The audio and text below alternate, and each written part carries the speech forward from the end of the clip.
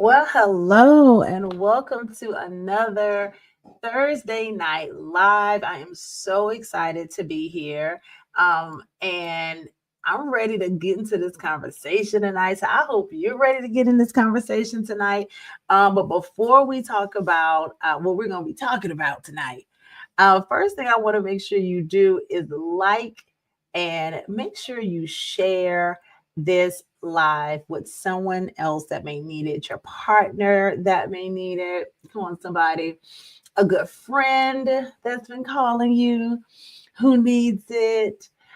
Be a good friend tonight, okay?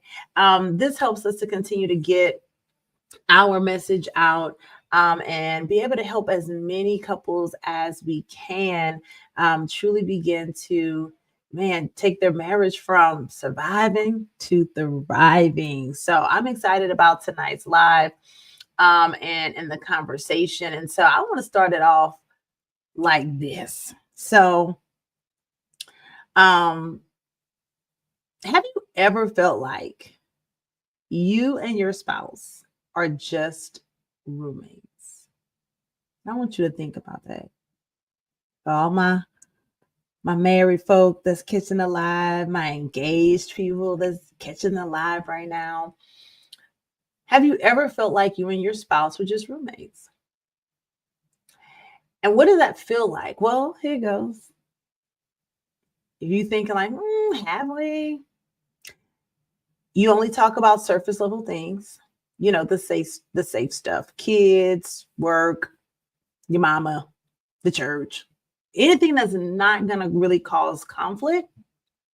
And you're walking around on eggshells. And yes, you're in the same house, but quite honestly, you feel like y'all are really miles apart because you don't know what she's doing, what she's thinking, and neither does he. And tonight, if you have been feeling like you and your partner are not on the same page, you've been walking around on eggshells just trying to keep the peace, but you know that your marriage is falling apart in pieces. This live tonight is for you. And we're going to have some open, honest conversation tonight. I know that it's going to be a blessing to you because it whips me always whenever I'm about to deliver something that's going to be a blessing to other people. And so tonight's live is for you. So I want to say welcome again. Hey, everybody that's new to my channel. For those of you that have been with me for a while, hey, I'm glad to see y'all back. And for those of you who do not know me, I am Coach Lauren Jackson. I am a marriage and relationship coach. I'm also the founder of the Oneness Institute, and I help high achieving couples turn conflict into connection so they can build a strong and thriving marriage. So if you're new here, drop a black heart in the chat for Black love tonight. And if you're here because you know something feels off in your marriage, but you don't want to give up, just type I'm in the comments. So we know it's real. Let me know if you really real, if you really with this, if you like, listen, we about to go together. We about to act right. So I'm definitely drop in the comments. If it's your first time here, say hey, welcome to here. And if not, definitely, if this has been you've been here before, feel free to drop in the comments. I'm still in. And we're gonna get into this conversation tonight. Hey, Mr. Benny. Yes, I'm still in. And y'all share the live. Send it out, share the link to somebody who needs it, who's been going through the ringer. And we're gonna get into the conversation on tonight. So I know people catch me live, some people catch me on replay. Either way you catch me, I'm in. Okay. So first, let's talk about why disconnection happens. So emotional disconnection, it doesn't happen overnight. It happens over time. And it's usually a very slow fade. And it can happen even in the best of marriages, even in good marriages. So if you're feeling disconnected, I need you to hear me. I need you to lean all the way in and hear me say it doesn't mean your marriage is over. It just means that it needs attention. And tonight, that is our discussion. The title of our live tonight is Why Emotional Disconnection Does Not Mean Your Marriage is Over. I know somebody was about to throw in the towel. I know you was just ready to go. You was ready to walk out. But hold on. Turn back around. I got something for you. So I want you to be encouraged tonight, knowing that it does not mean that your marriage is over, but it does mean that it needs attention and that there's a system that's off. And so we've got to course correct the system. And tonight I'm going to help you do that. So let's start off by talking about some of the common reasons for emotional disconnection. Well, one of the top culprits that will help enter you into disconnection is life responsibilities. Busyness is the number one leading culprit to connection. And so life responsibilities look like kids taking over, work is taking over, stress is taking over, unresolved conflicts and other emotional walls like stonewalling is taking over, where we don't want to put down the flag. We want to both be right and wrong at the same time, and we want somebody else to fix it, get somebody else to do it. Lack of intentional quality time is also another huge issue that I find when I'm working with couples and that are going through emotional disconnection, and they're trying to figure out, why are we even dealing with this? It's the system that's been happening over time. And we've gotten into this routine of just pretending that it's not there instead of dealing with it. And then the last piece is differences in love languages and communication styles. So whenever there is a difference in love languages, oftentimes our partner has either what we are weak in or what we're strong in. It's an even exchange model, but both people typically don't have the exact same one. And so, and even if they have it in their top three, it still may not be the top one. And when God gave you this person, he gave you a person that was going to help you to grow. And so, yes, it's going to be a challenge. Yes, it's going to be uncomfortable. Yes, there are going to be moments when you just want to throw in the towel. But remember, you said it for better or for worse. And a part of this is sometimes us having to kind of get out of our comfort zone. Sometimes we've been with a person for so long that we just start feeling like we know them already. And so we get complacent.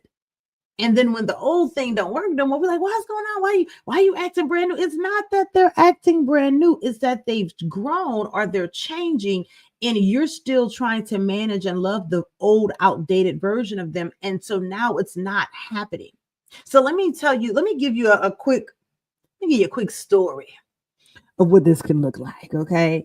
I had a couple that I worked with probably about 2 or 3 years ago now. And we're going to call them James and Lisa, okay, for the sake of this conversation. And they loved each other, but life was pulling them apart. When I met Lisa, her argument was, I feel unseen. I feel like everything comes before me, the job, the friends, the family, and I'm really the person that's always catching the leftover version of whatever he hasn't given out throughout the day.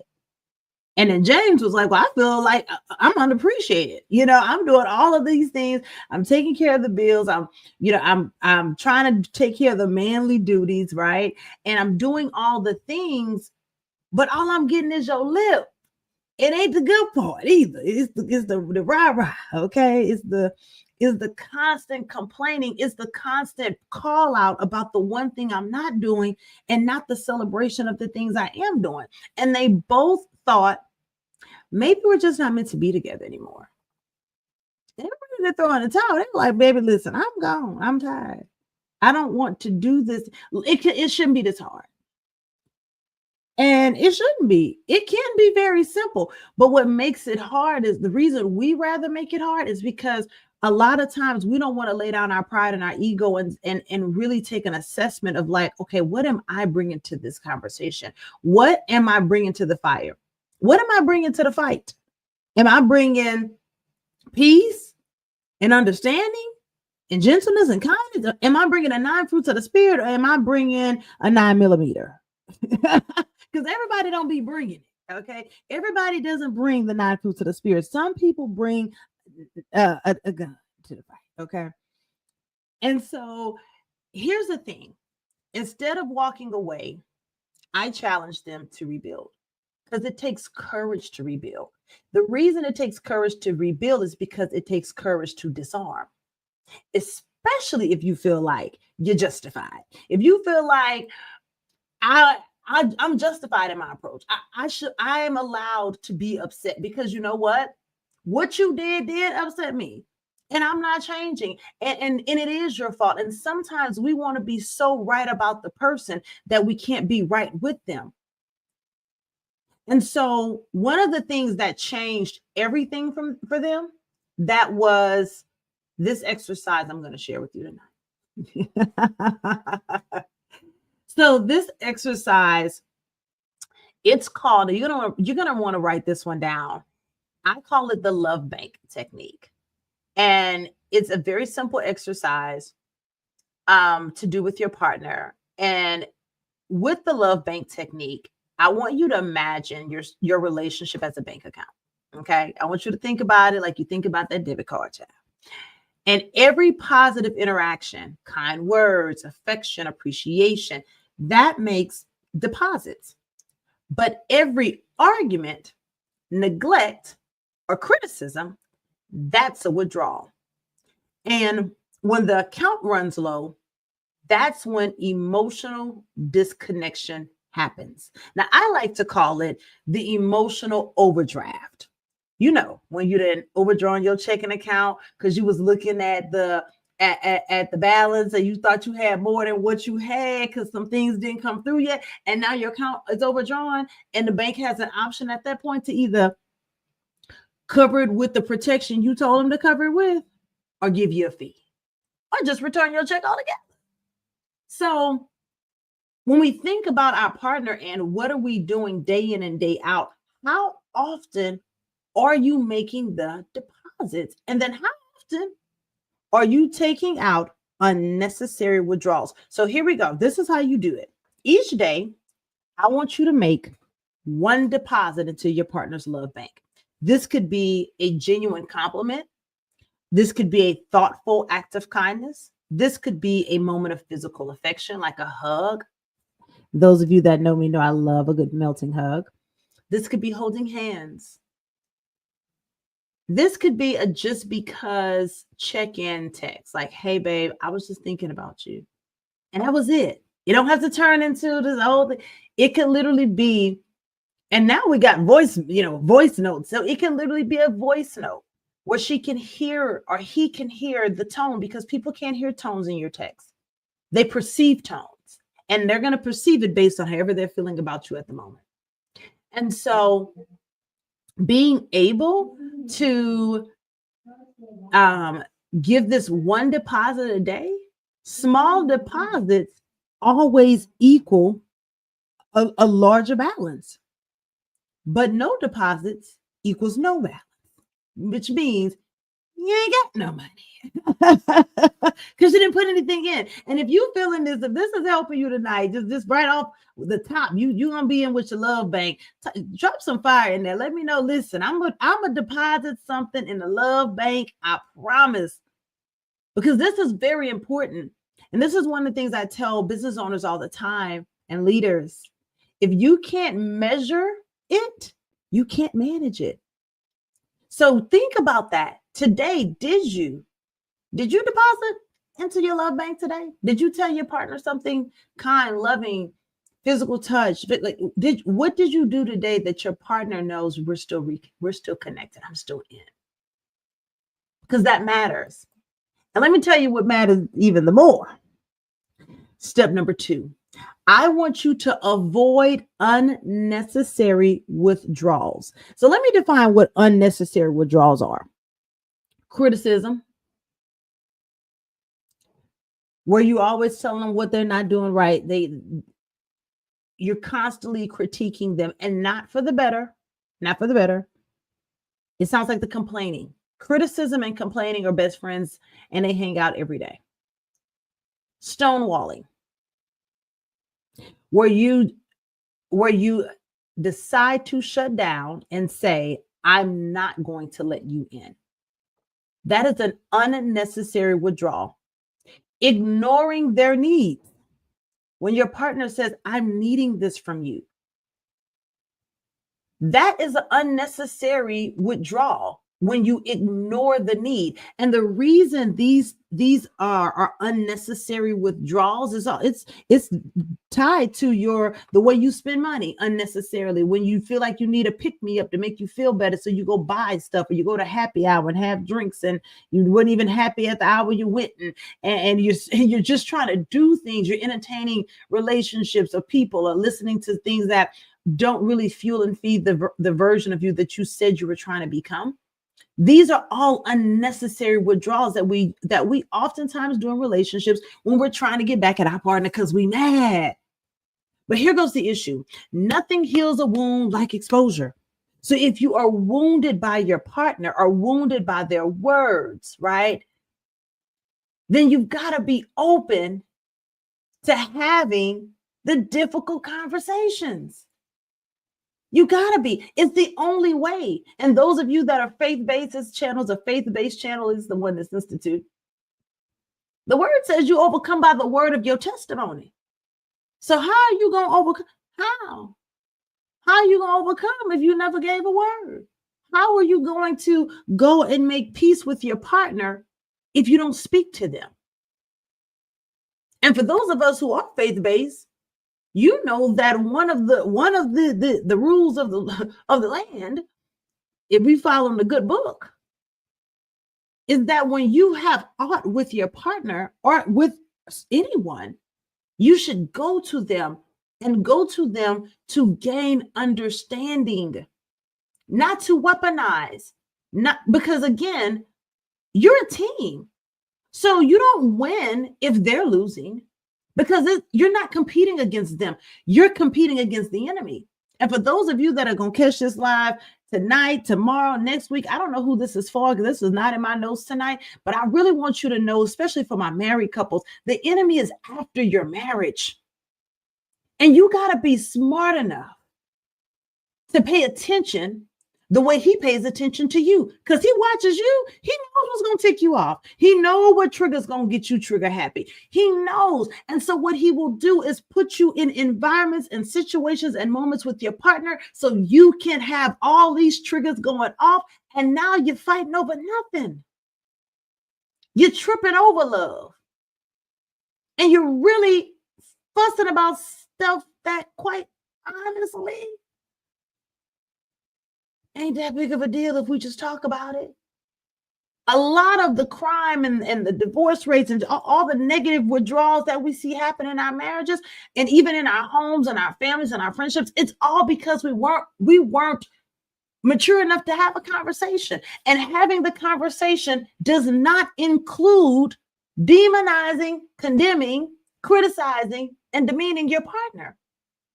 If the conversation isn't going to move us forward, you shouldn't be the ambassador for moving us backwards. Because again, no one wins.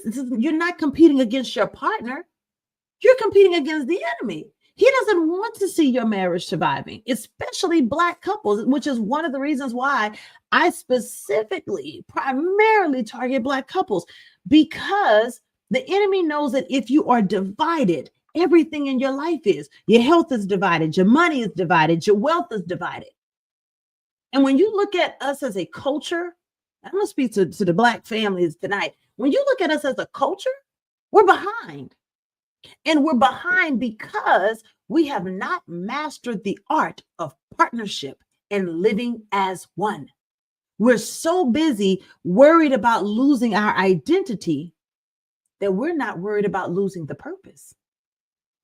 And your why did I get married? That title that Perry gave us in that in the two-part movie, why did I get married? Your why has to be bigger than your what, because there's going to be a lot of things that's going to what get on your nerves. What they do going to get on your nerves. If you stay around long enough, you will have some what moments. So get ready for that. Those are nothing but challenges to grow you so you can become the greatest version of yourself. Being married is like having a gym subscription. The gym only works for you when you go, and you only see transformation when you change what you put in your mouth. The two things that affect your life is what you put in your mouth and what you let come out of your mouth. And every war ain't worth you trying to win. And you got to know that. And understand that if the enemy has been fighting your marriage, he's fighting your marriage because he's looking at the end of what this is going to be. He has already done a 3-year projection on where this thing could potentially go if y'all just start acting like you got some sense. He already know. He done did the math. He done did the numbers. He already has paid attention to how much wealth you can start accumulating. Data says, research says that partners that are in a healthy marriage that stay together, who heal together, they see on average a $10,000 a year increase in their income. So it's in the numbers that you are truly better together. So think it not strange if you're having all these attacks on your marriage. Think it not strange. Pay attention to the season. And then step number 3, at the end of the week, reflect. Did I make more deposits than withdrawals? Did I make more deposits than withdrawals? So I want to know if you up for the challenge. If you up for the challenge, listen, I'm always here for a good challenge. Okay. I challenge you to 7 days of committing to your spouse that you're going to fill up their love bank for 1 week. Now, you can't tell me you done been with this person 5, 7, 10, 20, 30 years, and for 1 week, you can't say something nice about this person. I just don't believe you can. I believe you can. So listen, if you're like, you know what? 7 days, I think I got 7 days in me. I think I can find 7 things about my partner that I can appreciate. And if you say, well, I don't really know if I can, well, I want you to think about it like this. If they were in a casket, what 7 things would you stand up there and appreciate then? Because I think a lot of times we take that for granted. We think we want to be mad several days, especially believers. We like to be mad for several days. Please don't have the expectation that you know when Jesus is coming. And please don't have the expectation that you know when it's your last day. Because you don't. You barely know when it's your last day on your job. So you definitely don't know when it's your last day on earth. So if you think, well, I can't think of 7 things that I can appreciate him about for a week. Okay, great. Well, go ahead and list out the 7 things you're going to say at the funeral. And you can say those 7 while he's still alive. I believe that you got 7 things. And if you're in, because I need to know who is, I be checking in on you, type love bank in the comments. Love bank. And don't hurt me now. Don't come tell me what you think I want to hear, because we'll find out sooner or later.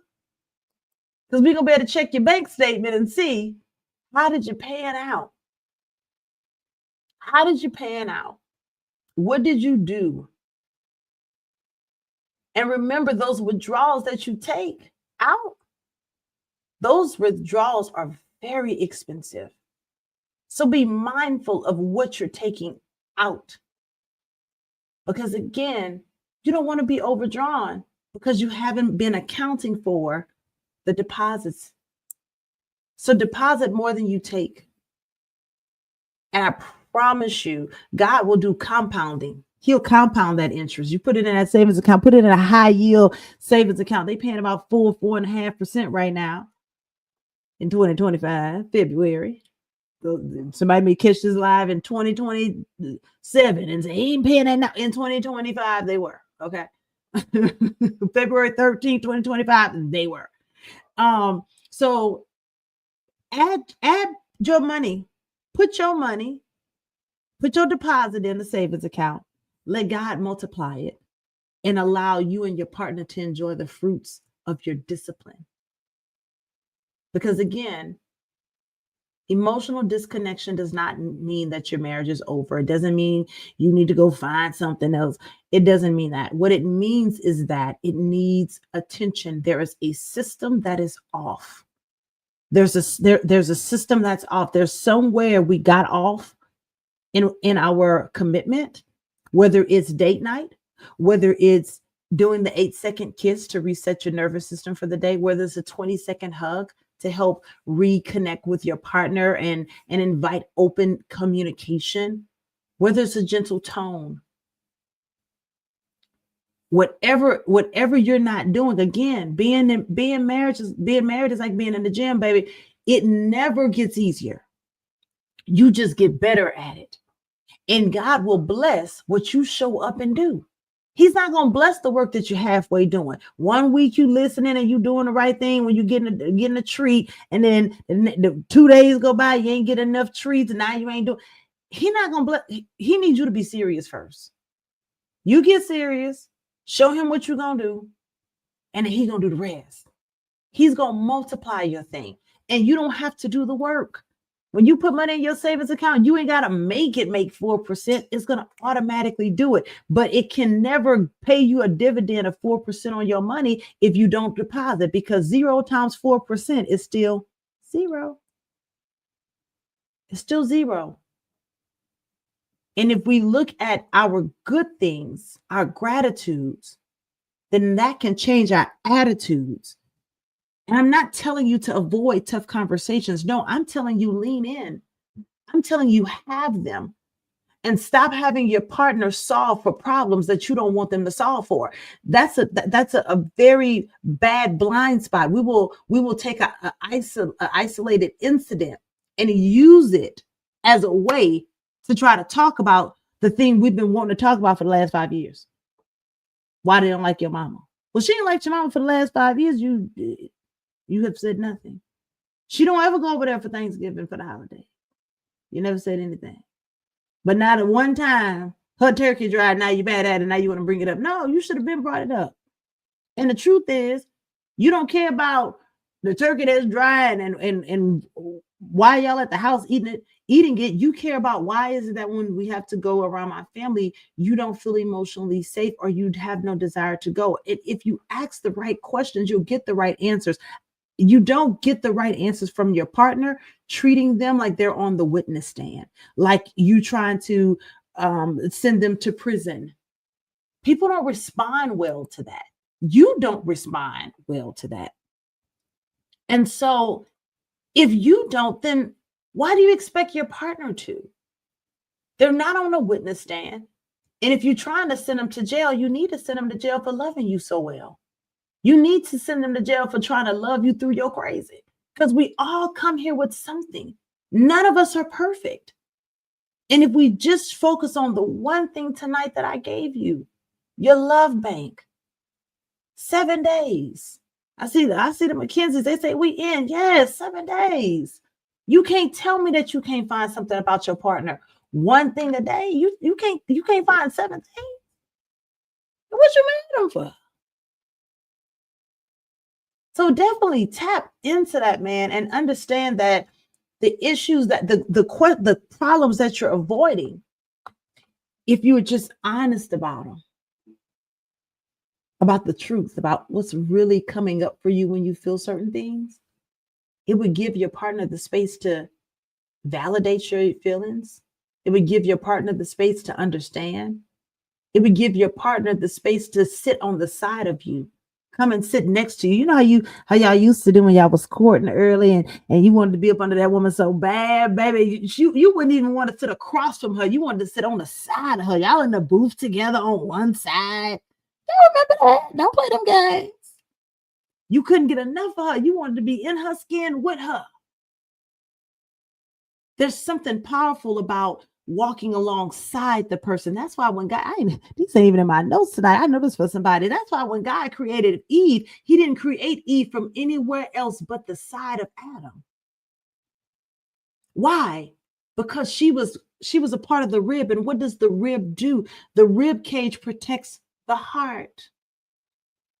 So for my husbands that are watching, allow that woman to protect your heart. She loves you. And if she's pointing out some areas of opportunities, it's because she knows you can grow there, not because she's trying to demean you. And it's the same thing for your partner, for your wife. You are the covering. So cover. You should be the last person exposing her weaknesses to the world, but you should be the first person being able to say, hey, baby, I know this is the area that you're struggling in. I'm going to walk aside you with this. How would it feel if I helped you in this area, if I supported you? What does support look like for you? How do you need me to show up for you? Stop thinking that you know her already because you've been with her for 15, 20 years. You don't know her. You don't. Because she's changing. You're changing. You're not the same person. And when we start getting so familiar like we do with God, we pray to God, once every other day, until he start tearing our tail up and stuff start going wrong. And then every day I gotta get in the word. But the truth is this: if you was doing it every day, if it was already a part of your routine, if it was already in your system, if it was already a part of your framework and the way you get results and the way you solve problems, if it was already a part of your foundation, you wouldn't have to be trying to seal cracks.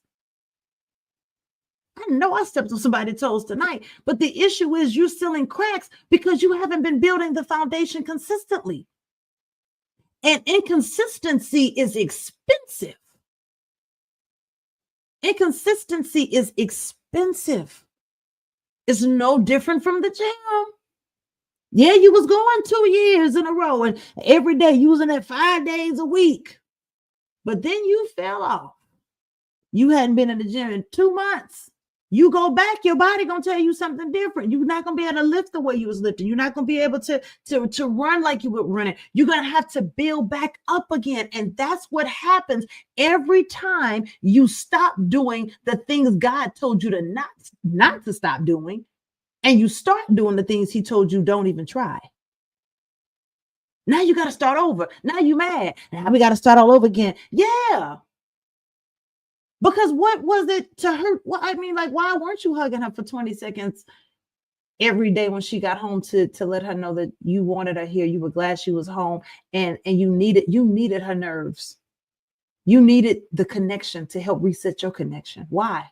What was it hurting you? What was it hurting you to ask about his day and to just listen and not try to criticize him for the way he chose to do something?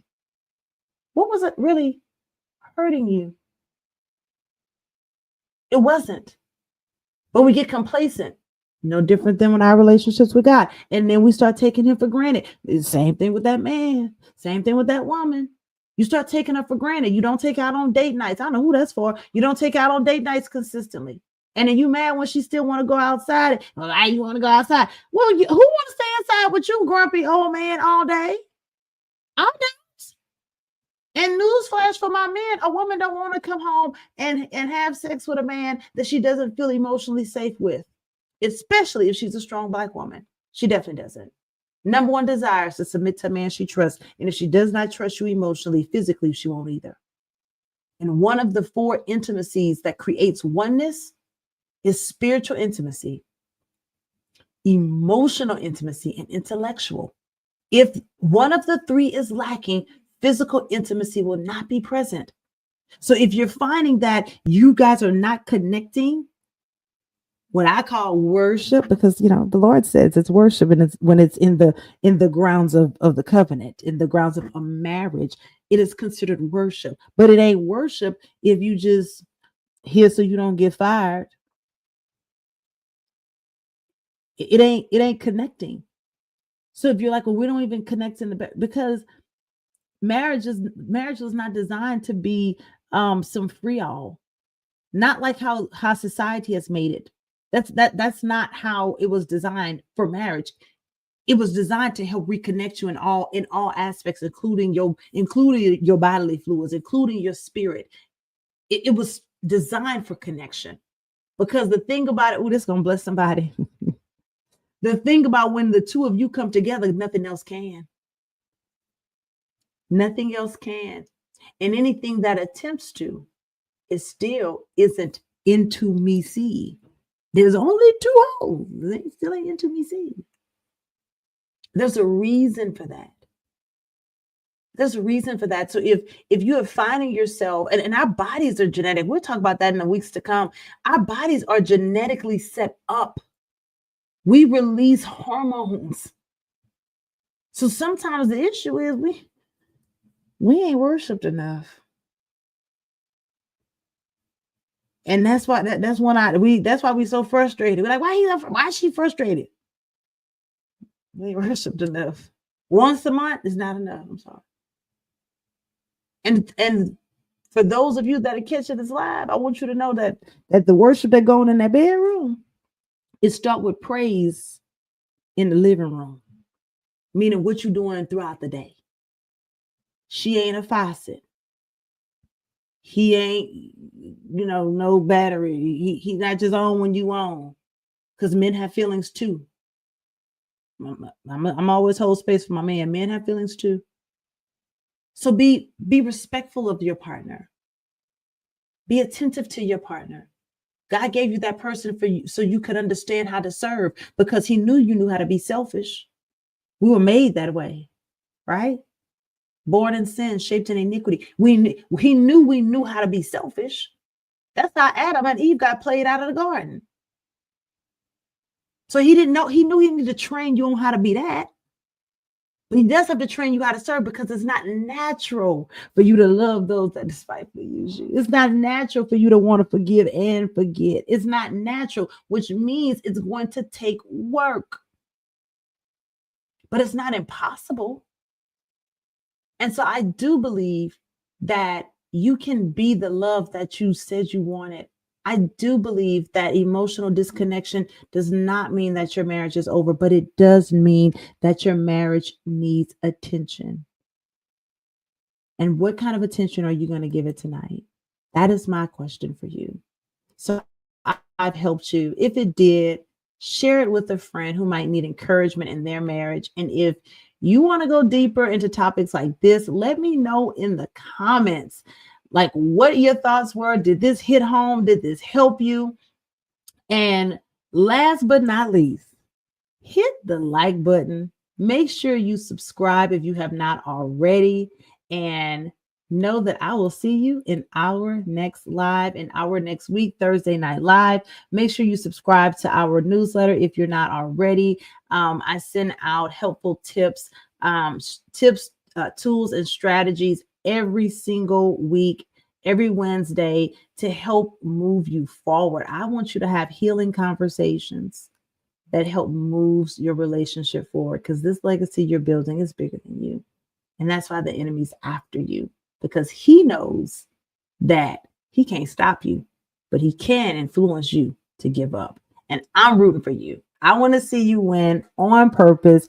And I hope that this live helped you tonight. And I hope that you're going to be checking in with your love bank, because next week I'm going to ask, how did you do on a love bank? Because tomorrow is February 14th, darling. And listen, if you my client, I'm expecting my men and women to show out. Okay. I'm expecting a Lombardi trophy. I'm expecting we're going for the goal. I'm expecting that your worship is going to be for real. Okay.